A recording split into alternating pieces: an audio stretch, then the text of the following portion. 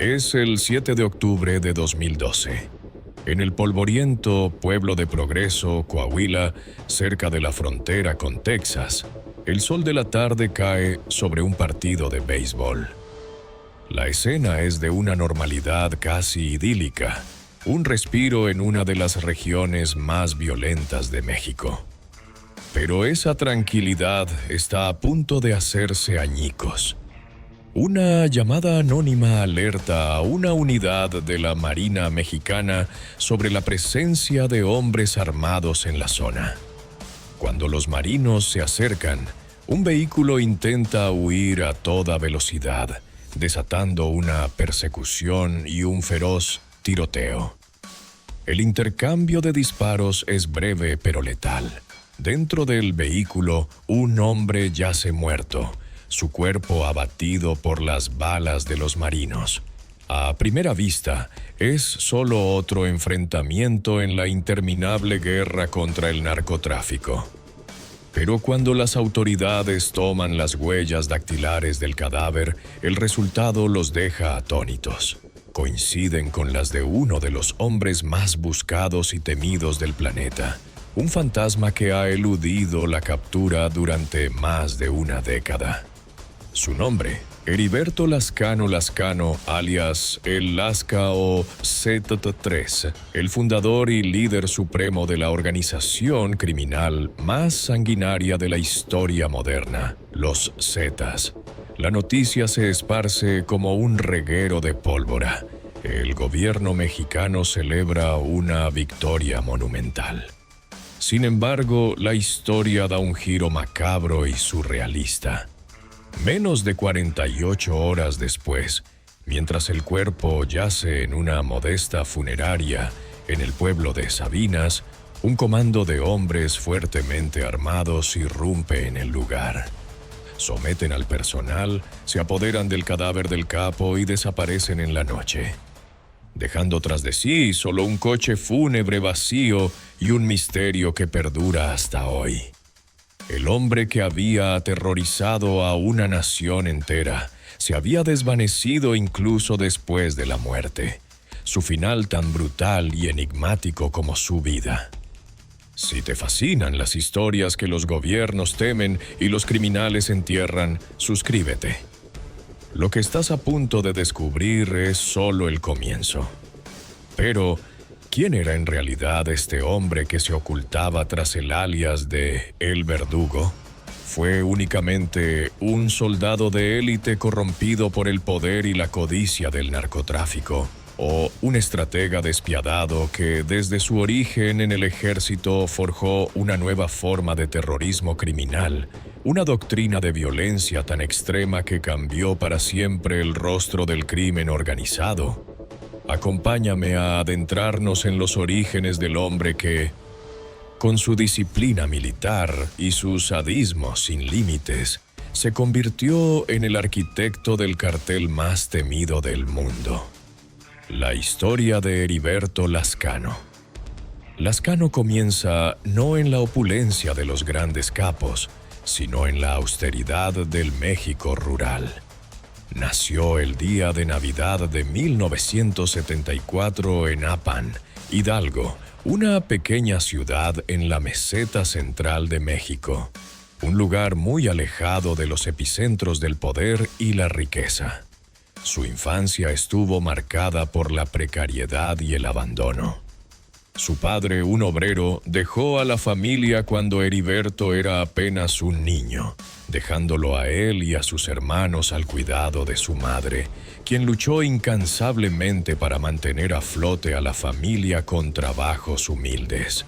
Creció en un ambiente de pobreza, donde las oportunidades eran escasas y el futuro parecía un camino estrecho y predecible. A diferencia de otros futuros narcotraficantes que encontraron su vocación en la delincuencia callejera desde una edad temprana, el joven Lascano era, según los informes, un joven relativamente tranquilo y sin problemas, pero imbuido de una ambición silenciosa y una profunda necesidad de escapar de las limitaciones de su entorno. Para un joven como él en la década de 1980 y principios de los 90, con pocas perspectivas de educación superior o un empleo bien remunerado, solo había una institución que ofrecía una salida digna y una promesa de ascenso social: el Ejército Mexicano. La vida militar representaba todo lo que su infancia no había sido: estructura, disciplina, un salario estable, respeto y, sobre todo, poder. La promesa de portar un uniforme y un arma, de recibir entrenamiento de élite y de servir a la nación, era una seductora vía de escape. A la edad de 17 años, en 1991, Heriberto Lascano se alistó en el ejército, una decisión que no solo definiría su futuro, sino que, de manera trágica, sellaría el destino de decenas de miles de personas. No ingresó como un recluta cualquiera. Su inteligencia, su aptitud física y su aparente devoción al deber lo hicieron destacar rápidamente. Vio en la jerarquía militar un sistema meritocrático donde podía prosperar y se dedicó a ello con una determinación feroz. Su desempeño excepcional no pasó desapercibido y pronto fue seleccionado para unirse a una de las unidades más prestigiosas y letales del ejército mexicano. Su camino lo llevaba directamente al Grupo Aeromóvil de Fuerzas Especiales, conocido por su acrónimo GAFE. Esta decisión lo pondría en un camino de entrenamiento brutal y especialización en el arte de matar, habilidades que más tarde aplicaría con una eficiencia aterradora en un campo de batalla muy diferente, uno donde las reglas de la guerra no existían y la crueldad era la moneda de cambio. El joven de Hidalgo estaba a punto de ser transformado en una máquina de guerra, sin saber que el mismo Estado que lo estaba forjando como un soldado de élite estaba creando, sin quererlo, a uno de los monstruos más grandes de su historia. El ingreso de Heriberto Lascano al Grupo Aeromóvil de Fuerzas Especiales, el GAFE, fue el crisol que lo forjó como un soldado de élite y, paradójicamente, como un futuro criminal de una sofisticación sin precedentes. El GAFE no era una unidad militar ordinaria. Era la respuesta de México a las insurgencias internas, como el levantamiento zapatista en Chiapas y a la creciente amenaza del narcotráfico. Sus miembros eran seleccionados entre lo mejor del ejército, sometidos a un proceso de selección y entrenamiento tan riguroso que solo una pequeña fracción de los aspirantes lograba completarlo. El entrenamiento del GAFE era legendario por su brutalidad y su alcance. Los reclutas eran llevados al límite físico y mental, instruidos en una amplia gama de disciplinas de combate y tácticas de operaciones especiales. Aprendieron contrainsurgencia, guerra en la jungla, combate urbano, manejo de explosivos de alto poder, técnicas de emboscada y contraemboscada y el uso de armamento sofisticado. Pero el entrenamiento iba más allá del combate directo. Una parte fundamental del currículo del GAFE era la inteligencia y la contrainteligencia. Lascano y sus compañeros fueron entrenados en técnicas de vigilancia, intercepción de comunicaciones, interrogatorio y guerra psicológica. Este entrenamiento fue a menudo impartido por algunas de las mejores fuerzas especiales del mundo. A través de programas de cooperación militar, miembros del GAFE recibieron instrucción de las Fuerzas Especiales del Ejército de los Estados Unidos, los Boinas Verdes, y de las Fuerzas de Defensa de Israel, entre otros. Aprendieron a pensar como insurgentes para poder combatirlos, a operar en pequeñas células autónomas, a moverse con sigilo y a golpear con una precisión devastadora. Lascano no solo absorbió este conocimiento, prosperó en este ambiente. Su disciplina innata y su inteligencia táctica lo convirtieron en un soldado modelo, ascendiendo rápidamente en las filas y ganándose el respeto de sus superiores y compañeros. Fue desplegado en algunas de las zonas más conflictivas de México, luchando contra los carteles de la droga en el norte y combatiendo a las guerrillas en el sur. En estas misiones fue testigo de primera mano de dos realidades cruciales: la inmensa riqueza y el poder que ostentaban los capos del narcotráfico, y la corrupción endémica dentro de las fuerzas del orden y el gobierno que permitía que esos imperios criminales florecieran. Vio cómo los varones de la droga vivían como reyes, con un poder que eclipsaba al de los generales del ejército, y cómo la lealtad y la vida de los soldados a menudo se vendían al mejor postor. Esta exposición a la hipocresía y la corrupción del sistema comenzó a erosionar la lealtad que una vez sintió por el uniforme. El salario de un soldado, aunque estable, era una miseria en comparación con las fortunas que se amasaban en el mundo criminal.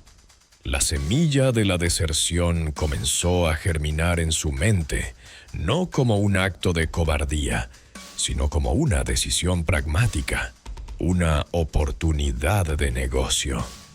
El catalizador final llegaría a finales de la década de 1990, en la forma de una oferta que no podría rechazar, una que prometía una recompensa mucho mayor por las habilidades que el propio gobierno mexicano le había enseñado. La seducción del lado oscuro era inminente, y el soldado que México había invertido tanto en crear estaba a punto de convertirse en su peor pesadilla. El conocimiento que había adquirido para defender al Estado estaba a punto de ser puesto al servicio de su destrucción.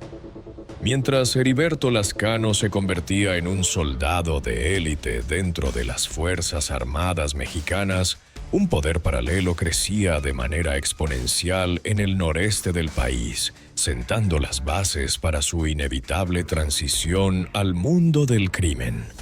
La década de 1990 fue testigo del ascenso meteórico del Cártel del Golfo, una organización criminal que, bajo el liderazgo de figuras como Juan García Ábrego, había consolidado su control sobre el lucrativo corredor de tráfico de drogas de Tamaulipas hacia Estados Unidos.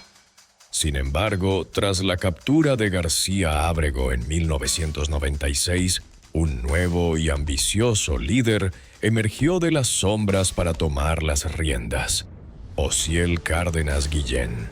Cárdenas Guillén no era un capo tradicional.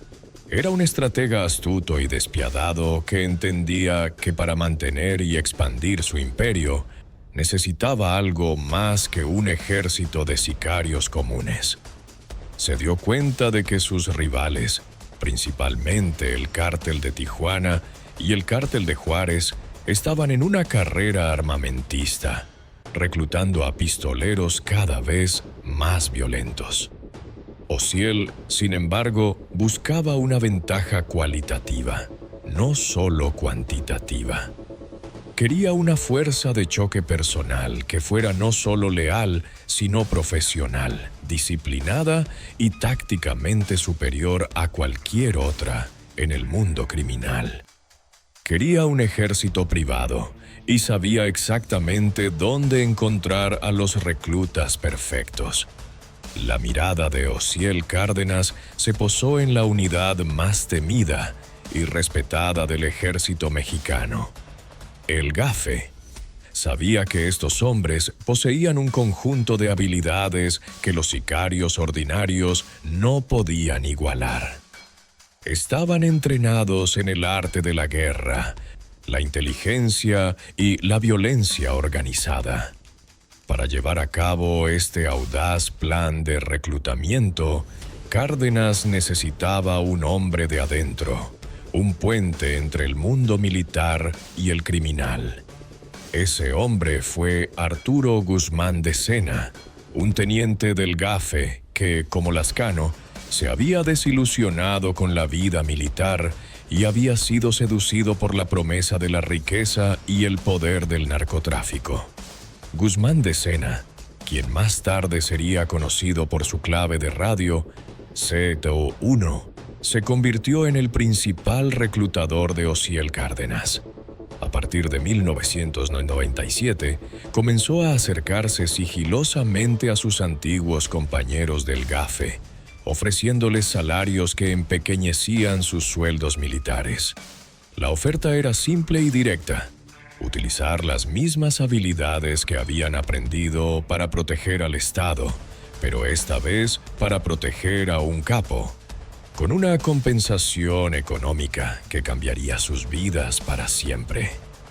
En marzo de 1999, Heriberto Lascano, después de 7 años de servicio y habiendo alcanzado el rango de cabo de infantería, tomó la decisión que alteraría el curso de la historia criminal.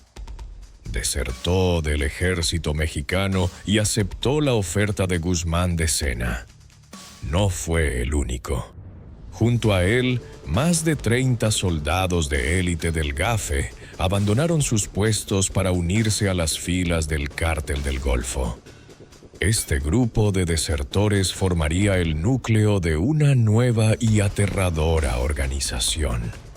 Se bautizaron a sí mismos con las claves de radio que usaban en el ejército: los Zetas.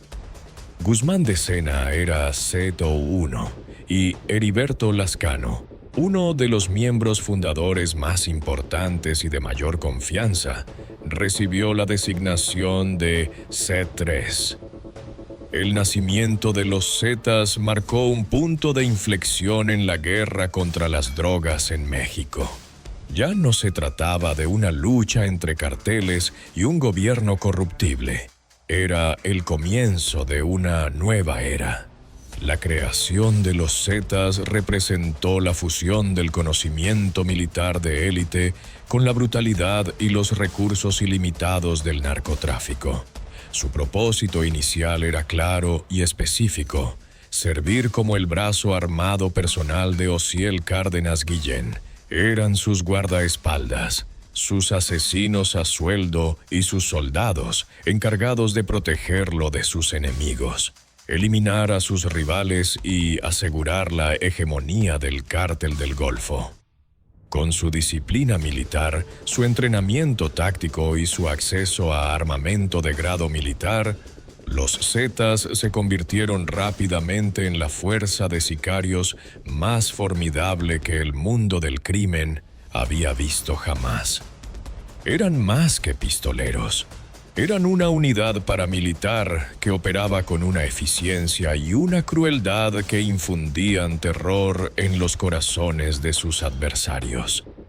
Lascano, con su mente estratégica y su falta de escrúpulos, se encontró en el centro de este nuevo y violento universo. Un universo que él mismo ayudaría a expandir mucho más allá de lo que su nuevo jefe, Osiel Cárdenas, podría haber imaginado. La creación de los Zetas no fue simplemente la adición de un nuevo grupo de sicarios al panorama criminal. Fue una transformación fundamental en la naturaleza de la violencia del narcotráfico. Desde su concepción, esta unidad de desertores de élite operó con una filosofía completamente diferente a la de los pistoleros tradicionales. Su entrenamiento en el GAFE les había inculcado una estricta adherencia a la jerarquía, la disciplina y la planificación táctica, principios que aplicaron con una precisión escalofriante al servicio del Cártel del Golfo. Bajo el liderazgo inicial de Arturo Guzmán de Sena, CT1, y con Heriberto Lascano, C3, como uno de sus principales comandantes. Los Zetas se establecieron como el brazo ejecutor de Osiel Cárdenas Guillén. Su misión era triple: proteger al capo, eliminar a sus rivales y expandir el territorio del cártel a través de la fuerza bruta. Lo que los distinguió de inmediato fue su modus operandi. Mientras que otros grupos de sicarios dependían de la intimidación y la violencia caótica, los Zetas operaban como una unidad de fuerzas especiales. Utilizaban equipo táctico de grado militar, incluyendo chalecos antibalas, cascos de Kevlar, gafas de visión nocturna y sistemas de comunicación encriptados. Sus armas no eran las pistolas y rifles de bajo calibre comunes entre los criminales, sino fusiles de asalto como el AR-15 y el AK-47, lanzagranadas e incluso ametralladoras calibre .50 capaces de derribar helicópteros. Sus ataques no eran simples tiroteos, eran emboscadas coordinadas, asaltos planificados y ejecuciones que se llevaban a cabo con una eficiencia militar. Empleaban técnicas de inteligencia para rastrear a sus objetivos, interceptar sus comunicaciones y estudiar sus movimientos antes de atacar. Esta fusión de brutalidad y sofisticación táctica los convirtió en una fuerza casi invencible en el inframundo. Durante sus primeros años, los Zetas fueron instrumentales en la consolidación del poder del Cártel del Golfo.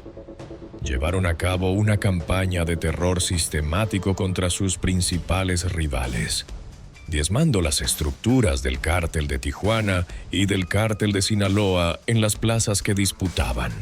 Sus métodos eran deliberadamente teatrales y sádicos, diseñados no solo para eliminar a un enemigo, sino para enviar un mensaje aterrorizador a todos los demás.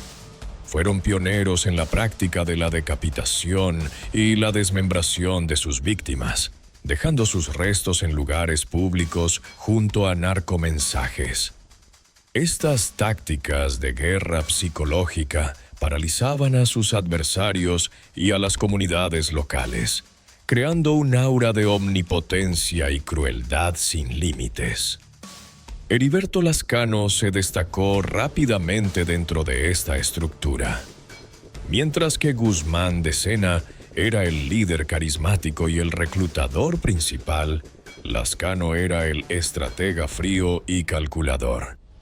Su conocimiento de las tácticas militares y su completa falta de empatía lo convirtieron en el ejecutor perfecto. Se ganó el apodo de El Verdugo por su predilección por la violencia extrema y su supuesta participación personal en actos de tortura y ejecución.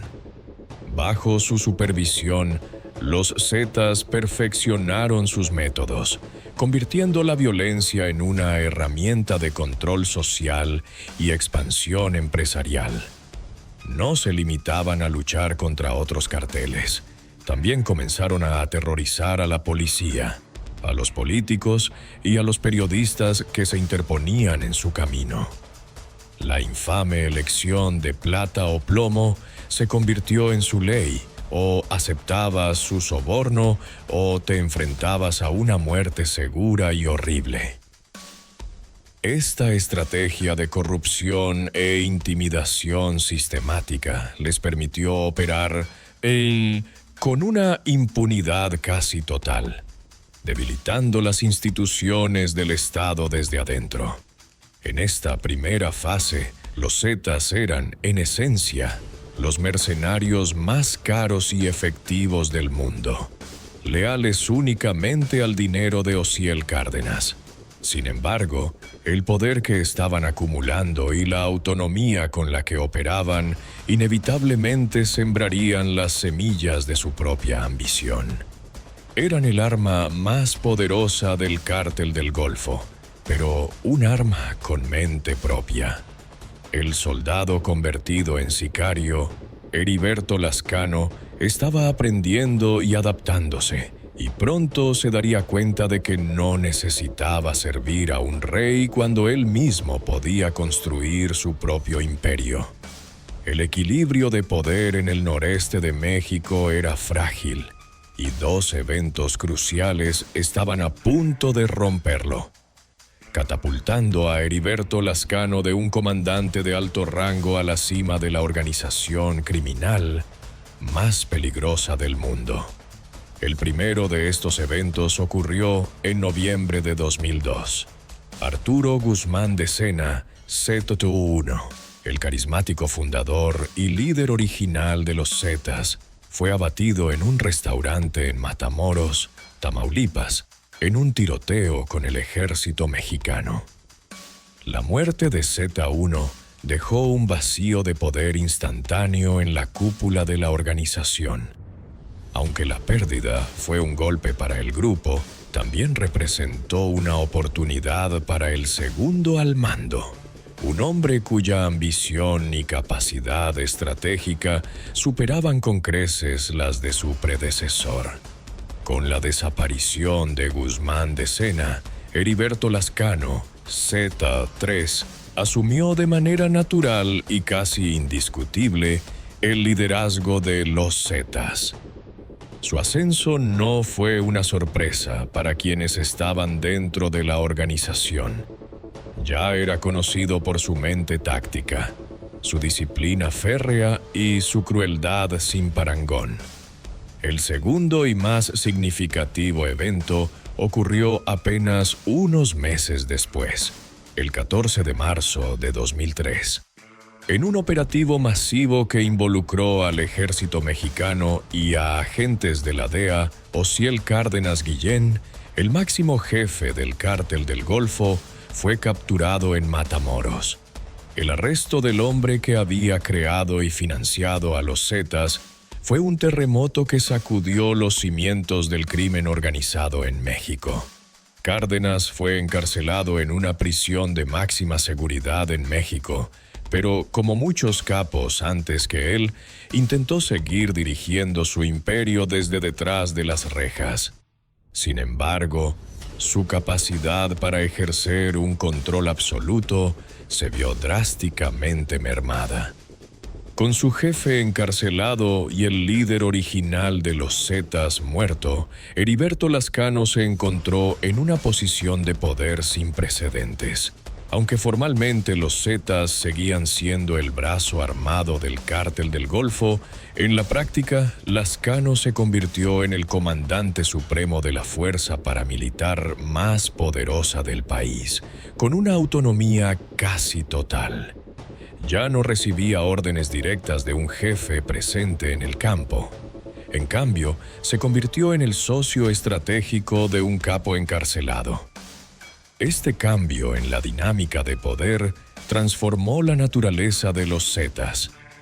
Bajo el liderazgo de Lascano, la organización comenzó a evolucionar de ser simplemente el brazo armado de otro cártel a convertirse en una organización criminal por derecho propio. Lascano tenía una visión mucho más expansiva que sus predecesores.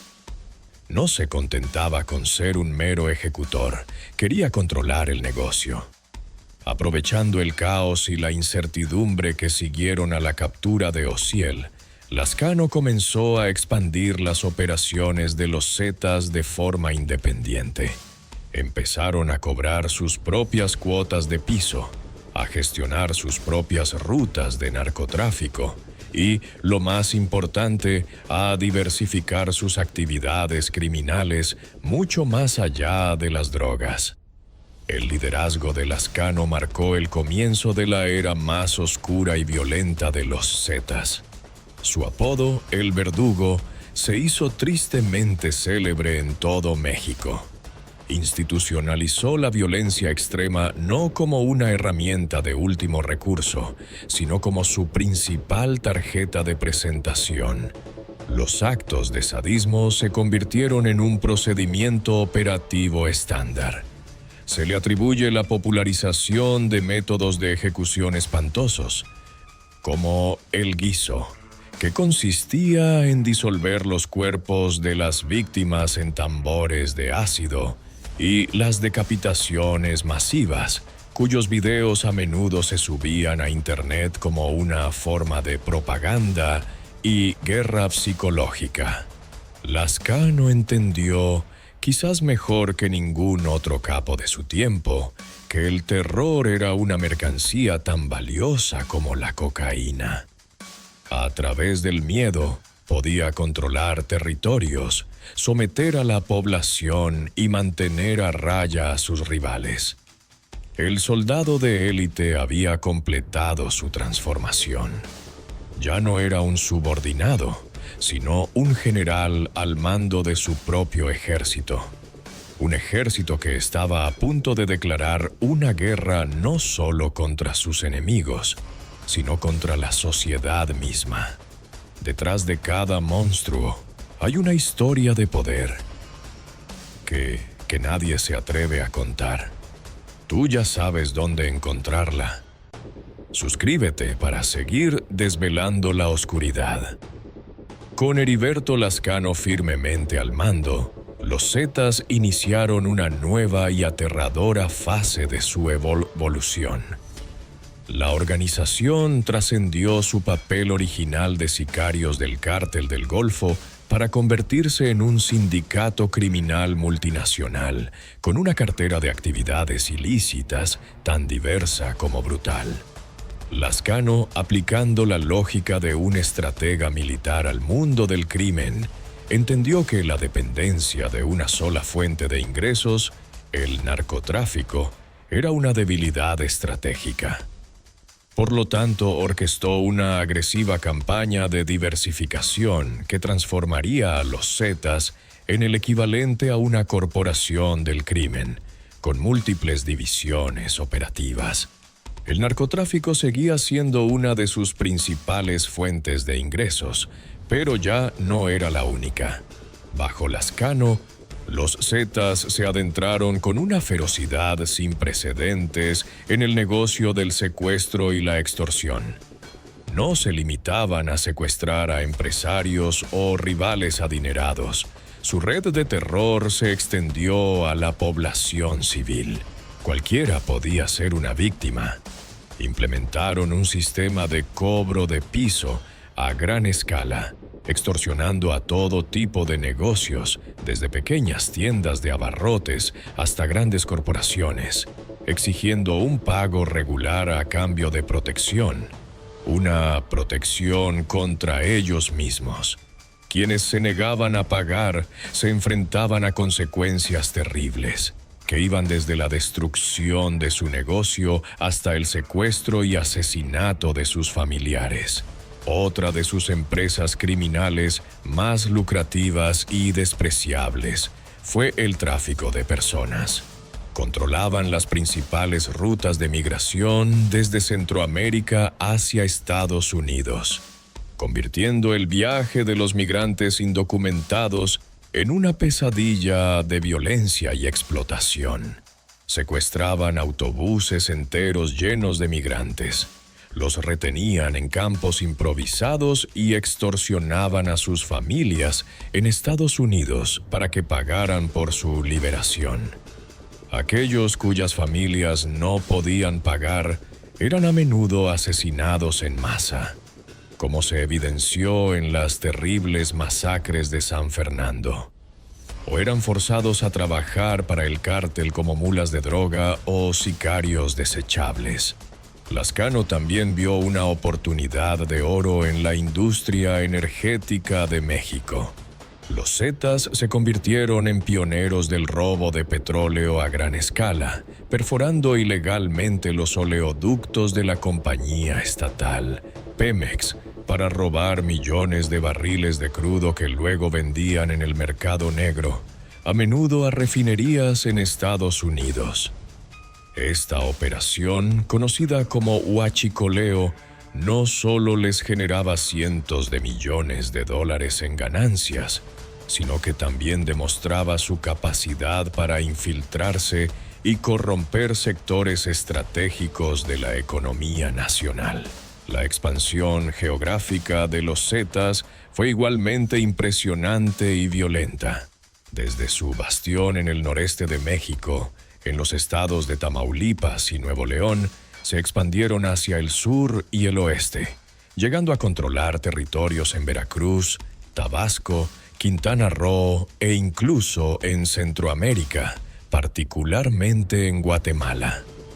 Cada nueva plaza que conquistaban se lograba a través de un derramamiento de sangre sin precedentes, desplazando a los carteles locales y sometiendo a la población a su régimen de terror. La estructura de los Zetas bajo Lascano reflejaba su origen militar. Operaban en células semiautónomas, cada una dirigida por un comandante regional que les reportaba directamente a la cúpula. Reclutaron no solo a más desertores militares y policías corruptos, sino también a jóvenes pandilleros locales, a quienes adoctrinaban en su cultura de violencia extrema. Crearon campos de entrenamiento en zonas rurales remotas, donde los nuevos reclutas eran sometidos a un adiestramiento brutal, a menudo forzados a cometer actos de canibalismo o a asesinar a otros cautivos para demostrar su lealtad.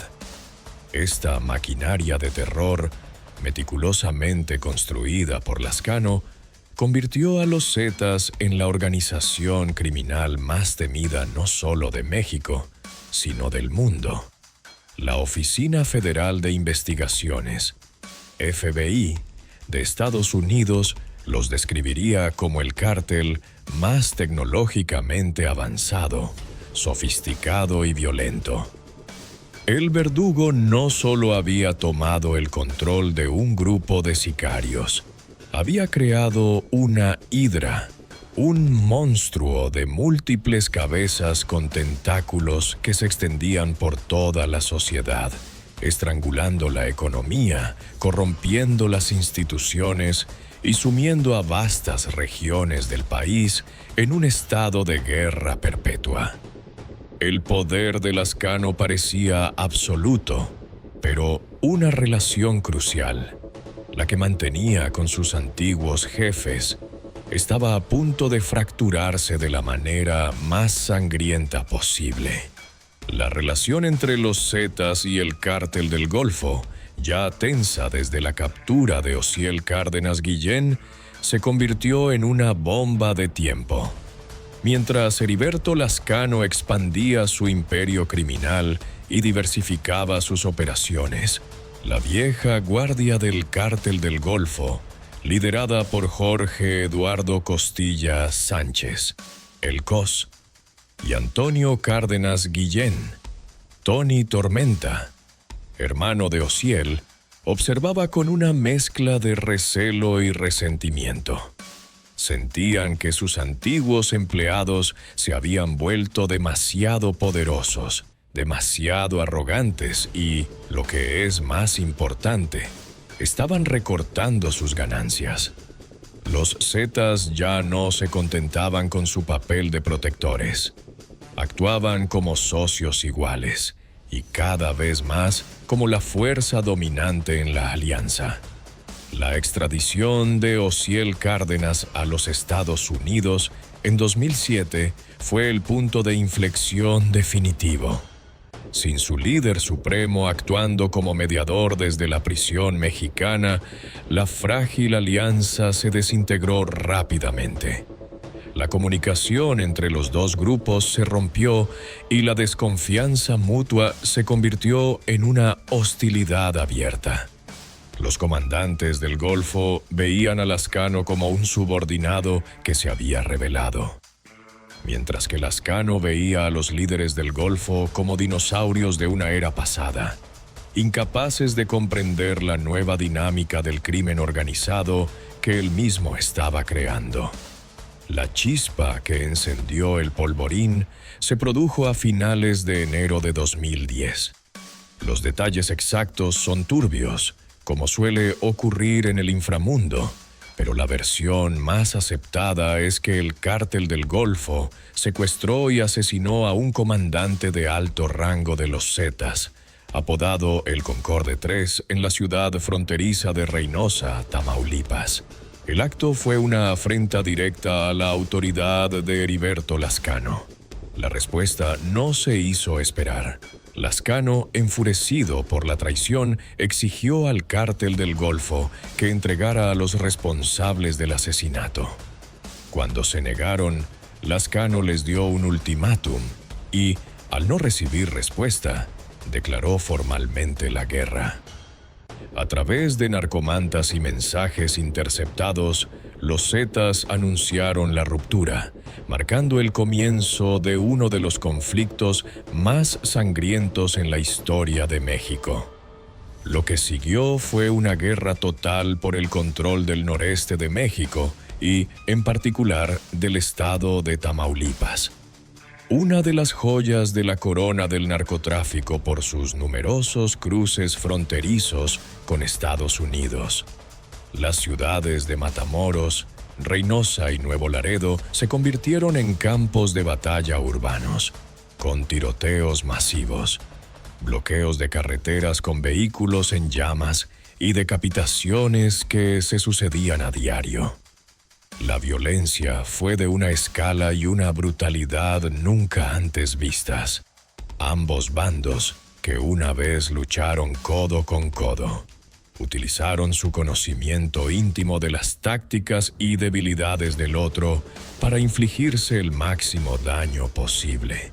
El Cártel del Golfo, para contrarrestar la superioridad táctica de los Zetas, se vio obligado a formar alianzas con sus antiguos enemigos, el Cártel de Sinaloa y la familia michoacana, creando un frente unido conocido como los Cárteles Unidos. Esto transformó un conflicto regional en una guerra a nivel nacional. La población civil quedó atrapada en el fuego cruzado. Las masacres se convirtieron en algo común. El episodio más atroz de esta guerra fue la masacre de San Fernando en agosto de 2010. Un grupo de 72 migrantes centro- y sudamericanos que se dirigían a Estados Unidos fueron secuestrados por los Zetas. Cuando se negaron a trabajar para el cártel, fueron llevados a un rancho remoto y ejecutados a sangre fría.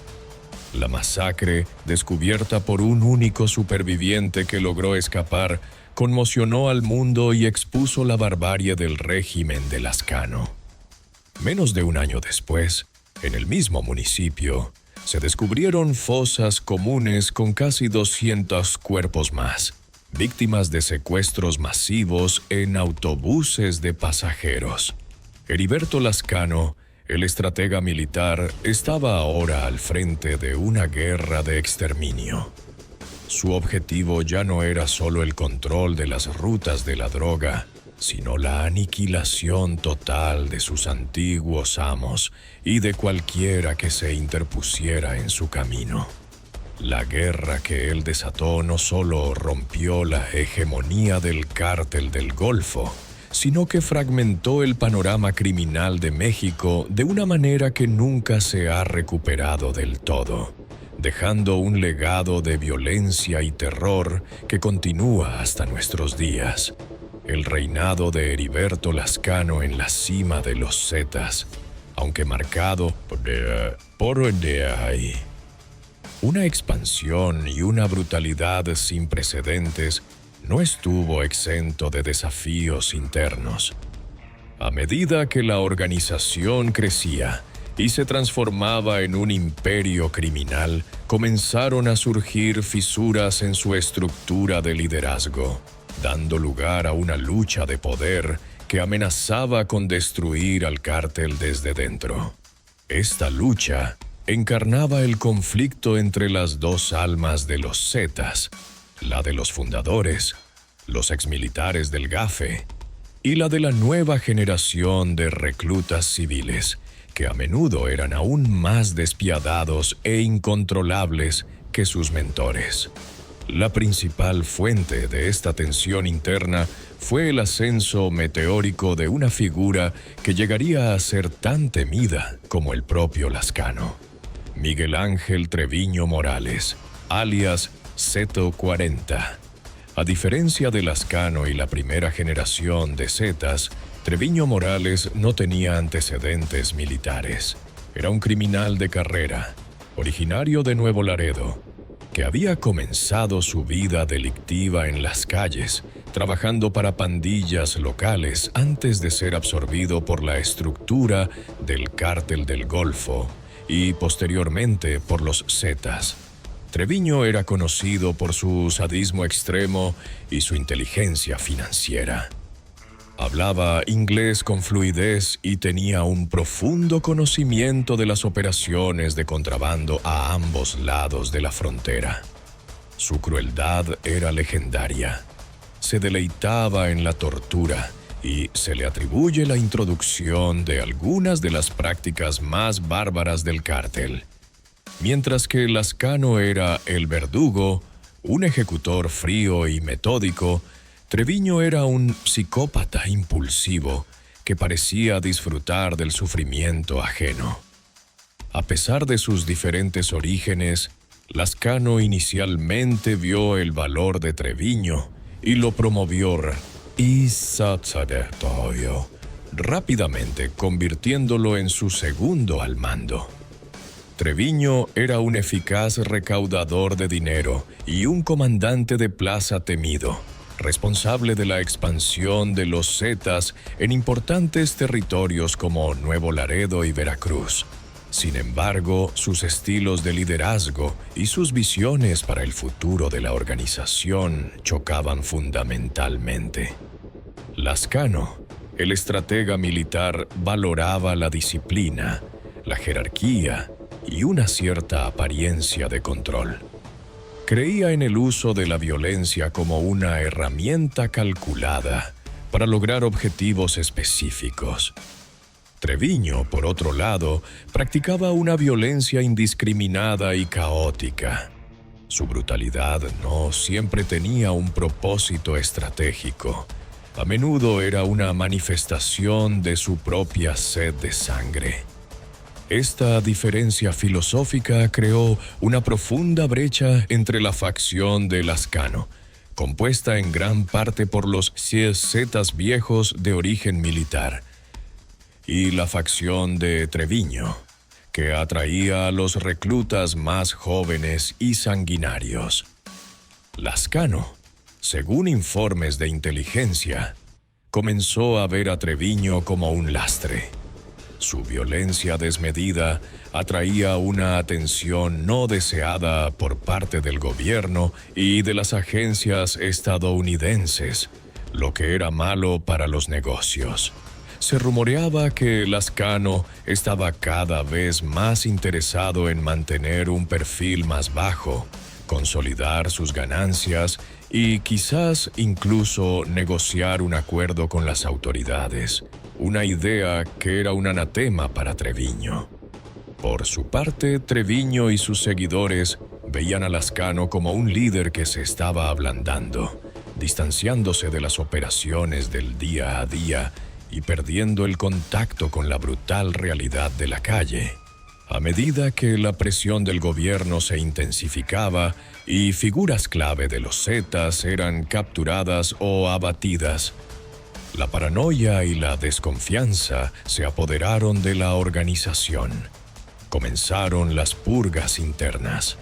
Comandantes leales a una facción eran asesinados por la otra en una guerra civil encubierta que se libraba en las sombras. En 2012, la ruptura se hizo casi pública. Informes de inteligencia sugerían que Treviño Morales había asumido el control de facto de gran parte de las operaciones de los Zetas, mientras que Lazcano se había retirado a un segundo plano, operando de forma más aislada y rodeado únicamente por su círculo de confianza más cercano.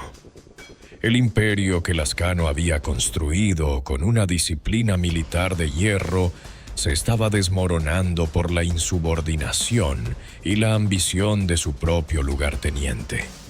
El monstruo que había creado estaba a punto de devorarlo.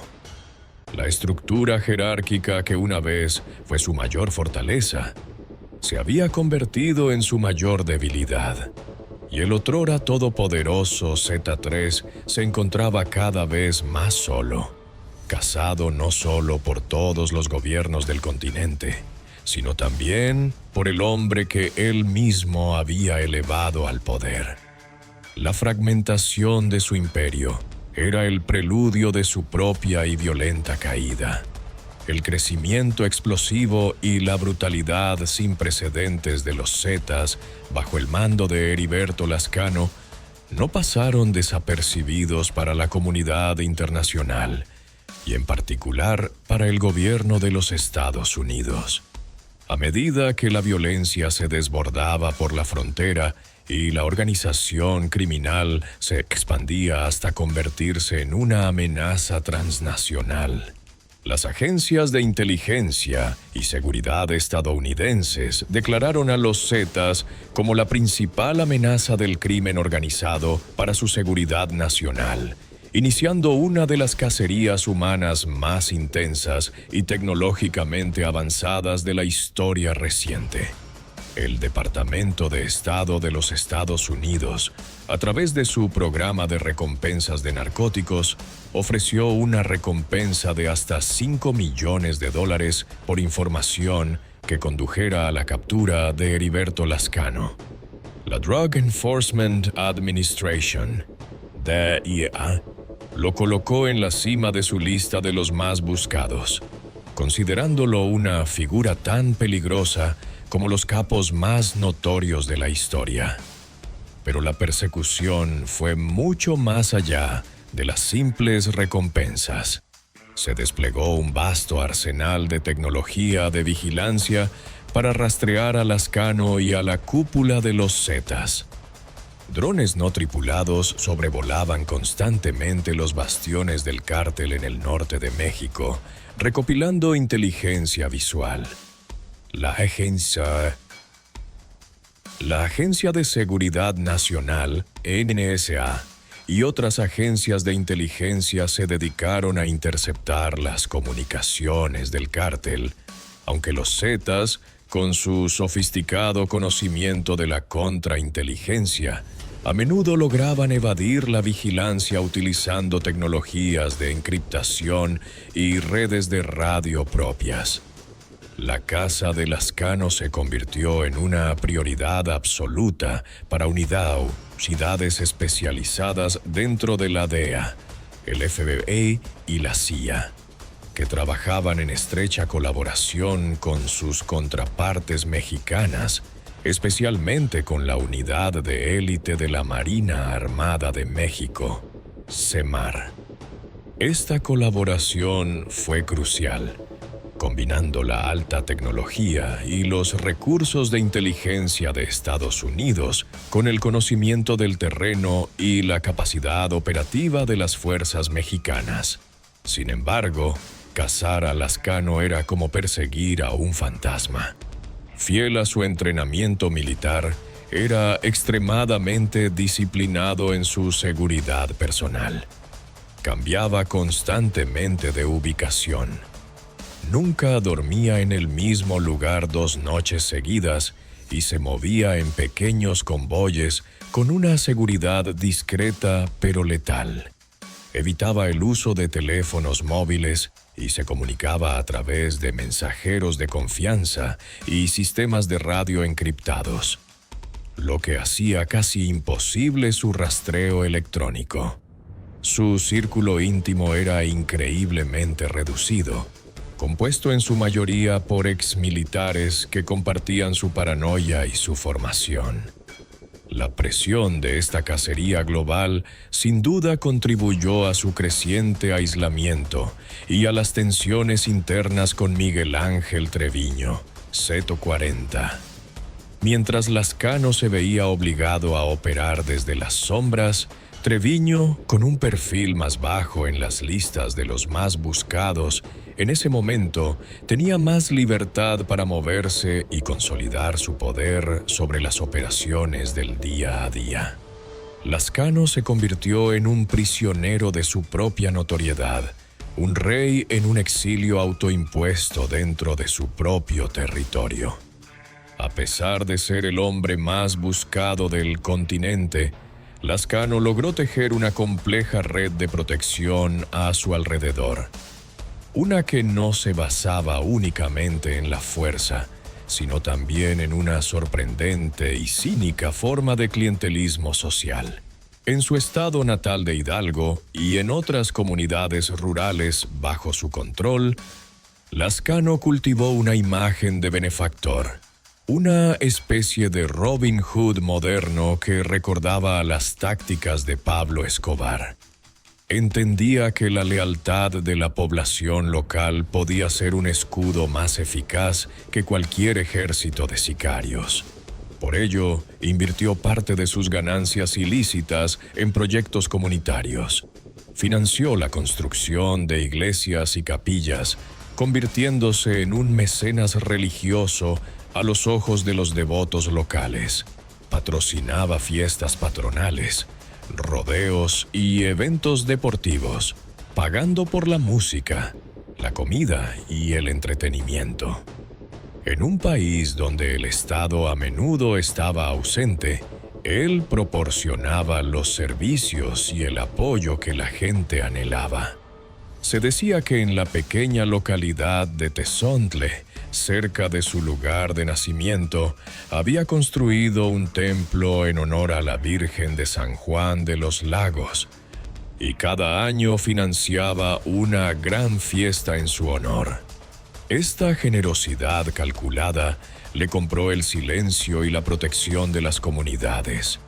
Los locales se convirtieron en sus ojos y oídos, alertándolo de cualquier presencia extraña o movimiento de las autoridades.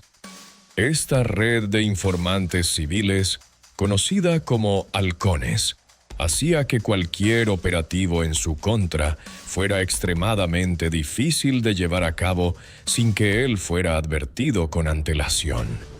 Esta dualidad definía la figura de Lascano. Por un lado era el verdugo, un asesino en masa responsable de atrocidades indescriptibles. Por otro, para un sector de la población marginada, era un benefactor, un poder alternativo que ofrecía una apariencia de orden y generosidad en medio del caos. Este apoyo popular, combinado con su rigurosa disciplina de seguridad y la vasta red de corrupción que se extendía por todos los niveles del gobierno, le permitió a Heriberto Lascano permanecer un paso por delante de la cacería global durante años. Sin embargo, el cerco se estaba estrechando. Sus principales operadores estaban cayendo uno por uno. Sus finanzas se veían afectadas por la guerra constante y su liderazgo era desafiado desde adentro. El fantasma podía correr, pero el mundo se le estaba haciendo cada vez más pequeño. La caída del imperio de Lascano no fue un evento único, sino un lento y sangriento proceso de desgaste. La combinación de la presión implacable de las autoridades mexicanas y estadounidenses, la brutal guerra en múltiples frentes contra carteles rivales y la fractura interna de su propia organización crearon una tormenta perfecta que finalmente lo alcanzaría. A partir de 2011, la ofensiva del gobierno mexicano, liderada por la Marina, comenzó a dar golpes cada vez más certeros a la estructura de los Zetas. Comandantes regionales y operadores financieros clave fueron capturados o abatidos, debilitando la cadena de mando y la capacidad logística del cártel. Cada golpe exitoso proporcionaba a las autoridades nueva inteligencia, permitiéndoles apretar el cerco aún más. La guerra contra el cártel de Sinaloa, liderado por el Chapo Guzmán, y la alianza de cárteles unidos se había convertido en una sangría de recursos y hombres. Plazas importantes como Durango y Zacatecas se convirtieron en campos de batalla que consumían las fuerzas de los Zetas. La estrategia de terror de Lazcano, que inicialmente fue tan efectiva, provocó una reacción sin precedentes. Unió a todos sus enemigos en su contra. El Cártel del Golfo, el Cártel de Sinaloa e incluso grupos más pequeños, con el respaldo tácito de sectores del gobierno, concentraron sus esfuerzos en la destrucción de los Zetas. Esta guerra de todos contra uno dejó a Lazcano cada vez más aislado. Sus rutas de suministro eran atacadas, sus casas de seguridad allanadas y sus hombres asesinados. El flujo de dinero, aunque todavía inmenso, comenzó a resentirse. El punto de inflexión en la cacería de Lazcano llegó con la captura de varios miembros de su círculo más íntimo. Estos arrestos no solo desmantelaron su red de seguridad, sino que proporcionaron a los analistas de inteligencia piezas cruciales del rompecabezas. A través de interrogatorios y el análisis de los equipos de comunicación incautados, las autoridades comenzaron a tener una idea más clara de sus patrones de movimiento y sus escondites preferidos en la región fronteriza de Coahuila y Tamaulipas.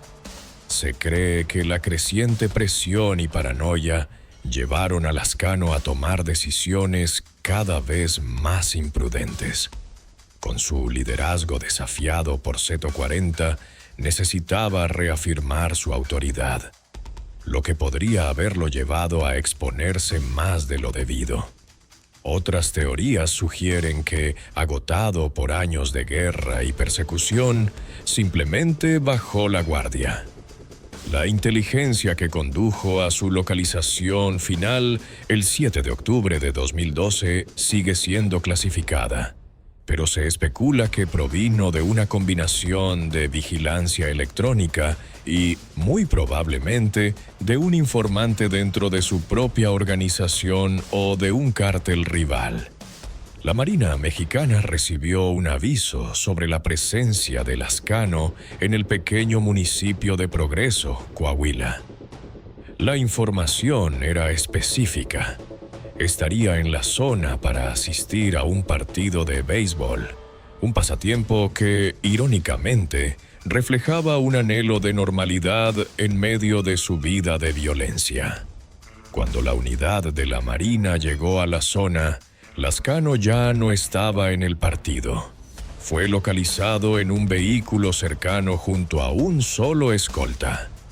El hecho de que el líder de la organización criminal más poderosa del mundo se moviera con una seguridad tan reducida fue una anomalía que sorprendió a las autoridades.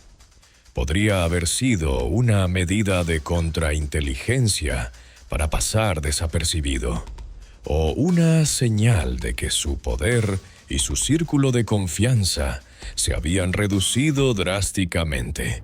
El enfrentamiento fue rápido y brutal. Lazcano y su escolta abrieron fuego contra los marinos, quienes respondieron con una fuerza abrumadora. En el tiroteo, Heriberto Lazcano, el verdugo, el temido Z3, fue abatido. Su muerte fue confirmada inicialmente por el análisis de sus huellas dactilares y por fotografías que se compararon con los archivos militares. El hombre que había construido un imperio sobre una montaña de cadáveres había encontrado su fin de una manera sorprendentemente ordinaria. En una polvorienta carretera, en un tiroteo con las mismas fuerzas a las que una vez perteneció. El gobierno mexicano se apresuró a anunciar la muerte de Lazcano como la victoria más significativa de la guerra contra las drogas en años. Sin embargo, el capítulo final de su historia aún no se había escrito, y resultaría ser tan extraño y confuso como su propia leyenda. El epílogo de la vida de Heriberto Lascano fue tan surrealista y desafiante para las autoridades como lo había sido su reinado de terror. Tras el tiroteo en Progreso, su cuerpo, junto con el de su escolta, fue trasladado por la Marina a una funeraria local en Sabinas, Coahuila, para realizar la autopsia y los procedimientos forenses correspondientes. La decisión de utilizar una funeraria civil en lugar de una morgue militar segura se convertiría en un error garrafal que avergonzaría al gobierno mexicano y alimentaría un sinfín de teorías de conspiración. En las primeras horas de la mañana del 8 de octubre, menos de un día después de la muerte del capo, un comando fuertemente armado irrumpió en la funeraria García. Los hombres, que se cree eran leales a los Zetas, sometieron al propietario y al personal. Se dirigieron directamente a las cámaras frigoríficas donde se encontraban los cuerpos y se llevaron el cadáver de Heriberto Lascano. La operación fue rápida, precisa y profesional. Desaparecieron en la noche sin dejar rastro, llevándose consigo la prueba física más importante de la caída del líder Z. El robo del cuerpo fue un acto de audacia y un último desafío a la autoridad del Estado. Las especulaciones sobre los motivos detrás del robo se dispararon de inmediato. Una teoría sugiere que fue obra de Miguel Ángel Treviño, Zeto 40, quien al eliminar el cuerpo evitaba que se convirtiera en un trofeo para el gobierno y, al mismo tiempo, sembraba dudas sobre su muerte, lo que le permitía consolidar su propio liderazgo sin la sombra de un predecesor mártir.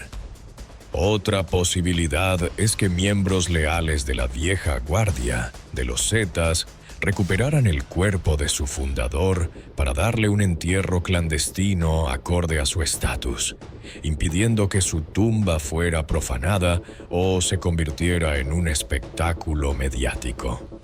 Una tercera y más persistente teoría de conspiración sostiene que el hombre abatido no era Lascano y que el robo del cuerpo fue una puesta en escena para permitir que el verdadero capo desapareciera y se retirara con su fortuna. A pesar de que el gobierno mexicano defendió firmemente la identificación a través de huellas dactilares y fotografías, la ausencia del cuerpo dejó un vacío que la duda y el mito se apresuraron a llenar. Para muchos en México, el Lasca nunca murió realmente. Simplemente se convirtió una vez más en un fantasma.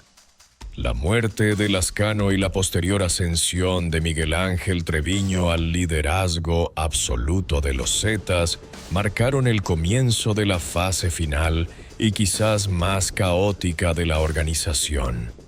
Sin la visión estratégica de Lascano y bajo el liderazgo impulsivo y puramente sádico de Treviño, los Zetas se fragmentaron aún más. La violencia se volvió más indiscriminada y la organización perdió gran parte de su cohesión militar. Treviño fue capturado por la Marina Mexicana en 2013 y su hermano y sucesor, Omar Treviño Morales, Z42, fue arrestado en 2015. Con la cúpula de mando desmantelada, el una vez monolítico imperio de los Zetas se rompió en una multitud de facciones en guerra, como el Cártel del Noreste y los Zetas Vieja Escuela. Estos grupos remanentes, aunque menos poderosos, continúan aterrorizando regiones de México. Un eco persistente del monstruo que Lascano creó. El legado de Heriberto Lascano es innegablemente uno de destrucción y terror. Fue el arquitecto de una nueva paradigma en el crimen organizado. transformó un grupo de sicarios en una organización terrorista paramilitar con un modelo de negocio basado en la violencia extrema como principal producto. La Escuela de los Zetas, con sus tácticas de decapitación, desmembramiento y guerra psicológica, fue tristemente imitada por otros carteles, elevando el nivel de brutalidad en todo el país a cotas de pesadilla. No solo traficaba con drogas, traficaba con el miedo, y demostró que el control territorial podía lograrse no a través de la influencia, sino de la aniquilación. Cambió la guerra contra las drogas en una guerra contra la sociedad, donde los civiles se convirtieron en objetivos y el terror en un fin en sí mismo. Su sombra, larga y oscura, se proyecta sobre un México que todavía lucha por sanar las heridas que él y su legión de verdugos infligieron. La pregunta sobre su verdadera naturaleza persiste. ¿Fue simplemente un producto de su entorno? ¿Un soldado pobre que vio en el crimen una oportunidad y aplicó sus habilidades con una lógica perversa? ¿O había en él una maldad inherente, una crueldad que encontró en el caos de la guerra contra las drogas el lienzo perfecto para pintar su obra maestra de horror? Quizás la respuesta más aterradora es que fue ambas cosas. Un estratega brillante y un monstruo sádico. Un hombre cuyo legado es un recordatorio sombrío de que los peores demonios, a menudo, son los que creamos nosotros mismos. Hay verdades que permanecen ocultas en las sombras de la historia. Si te atreves a mirarlas, suscríbete a este canal y activa las notificaciones. Comparte en los comentarios tu teoría. ¿Fue el robo del cuerpo de Lazcano una estrategia de sus sucesores? ¿O la prueba definitiva de que el fantasma nunca fue realmente atrapado? La próxima historia es aún más oscura.